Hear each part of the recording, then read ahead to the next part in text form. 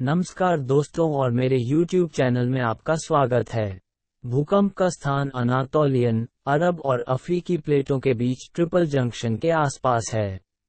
भूकंप तंत्र और स्थान ईस्ट एनाटोलियन फॉल्ट जोन या डेड सी ट्रांसफॉर्म फॉल्ट जोन के अनुरूप हैं। ईस्ट एनाटोलियन फॉल्ट तुर्की के पश्चिम की ओर ईजन सागर में बहिर्वाह को समायोजित करता है, जबकि डेड सी ट्रांसफॉर्म अफ्रीका और यूरेशिया प्लेटों के सापेक्ष अरब प्रायद्वीप के उत्तर की ओर गति को समायोजित करता है। ईस्ट एनाटोलियन फॉल्ट 700 किलोमीटर लंबी 430 मील की साइनिस्ट्रल ट्रांसफॉर्म फॉल्ट है जो अनाटोलियन और अरेबियन प्लेट्स के बीच की सीमा बनाती है। गलती पूर्व से प्रति वर्ष 10 मिलीमीटर 0.39 इंच की पर्ची दर दिखाती है, जहां यह प्रति वर्ष 1-4 मिलीमीटर 0.039-0.157 है। इन भूकंपों ने गलती के अलग अलग खंडों को तोड़ दिया। 6 फरवरी 2023 को दक्षिणी और मध्य तुर्की और उत्तरी और पश्चिमी सीरिया में हिंसक भूकंपों की एक श्रृंखला आई। ये 4:17 TRT 1:17 UTC पर गाजियान्टेप शहर के पश्चिम में 34 किलोमीटर 21 मील की दूरी पर हुआ, जिसमें अधिकतम मरकली तीव्रता IX और परिमाण न्यूनतम MWW 7.8 था, जिससे इस क्षेत्र में व्यापक क्षति और हजारों मौतें हुईं। 1939 के एर्जिनकन भूकंप के बाद से ये तुर्की में सबसे घातक भूकंप है, जिसे सबसे मजबूत मैनशॉक के रूप में दर्ज किया गया है। आधुनिक समय में तुर्की में भूकंप, ये 2010 के हैती भूकंप और दुनिया भर में सबसे घातक के बाद से लेवांत में दर्ज सबसे शक्तिशाली भूकंपों में से एक है।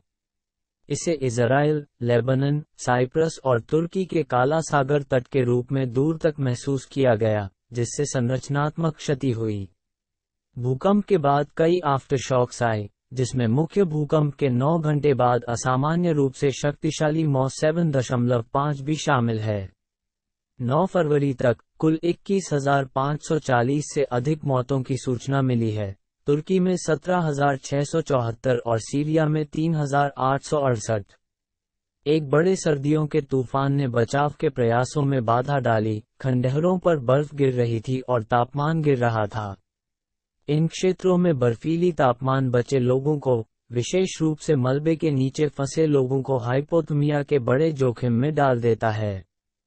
तुर्की में कुल 10 प्रांतों में कम से कम 17,674 लोग मारे गए हैं और अतिरिक्त 72,879 लोग घायल हुए हैं। कम से कम 13.5 मिलियन लोग और 4 मिलियन इमारतें प्रभावित हुईं। ढह गई इमारतों के मलबे के नीचे हजारों लोग फंस गए। भूकंप ने सड़कों में व्यापक दरारें छोड़ दी। फंसे हुए लोगों में से कुछ ने सोशल मीडिया पर मदद के लिए लाइव स्ट्रीमिंग की गुहार लगाई। तुर्की के 10 प्रांतों में करीब 11,302 इमारतें ढह गईं। अदियामन और दियाबकीर में कई इमारतें नष्ट हो गईं, जहां एक शॉपिंग मॉल ढह गया। यूनेस्को की विश्व धरोहर स्थल दियारबाकिर गढ़ आंशिक रूप से नष्ट हो गया था, 77, जबकि पड़ोसी विश्व विरासत स्थल हेवेल गार्डन भी क्षतिग्रस्त हो गया था। उस्मानिया के गवर्नर ने कहा कि प्रांत में 34 इमारतें ढह गई हैं। सीरिया में कम से कम 3,868 लोग मारे गए और 7,285 घायल हुए।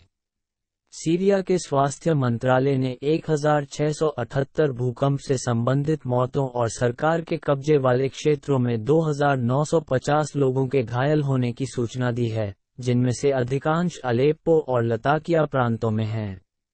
विद्रोहियों के कब्जे वाले क्षेत्रों में कम से कम 2,190 लोग मारे गए, जबकि 2,200 अन्य घायल हुए। जिंदिर और अत्रीब शहरों में सैकड़ों लोग मारे गए। जबले में कम से कम 283 लोग मारे गए, 173 घायल हुए और 19 इमारतें ढह गईं। अतमे गांव में 11 लोगों की मौत हो गई और कई निवासी दब गए। इसके अलावा अतारिब, बेसनिया, जिंदिरिस, मालंग, सलकीन और सरमदा जैसे कई गांवों में बचाव दल की कमी के कारण नागरिक घंटों तक मलबे में फंसे रहे। लताकिया में कम से कम 150 लोग मारे गए और 350 अन्य घायल हो गए। हमा में कम से कम 48 लोग मारे गए। इनमें से कम 43 मौतें 8 मंजिला इमारत के गिरने से हुई, जिसमें 75 लोग घायल हुए और कुल 125 लोग फंस गए।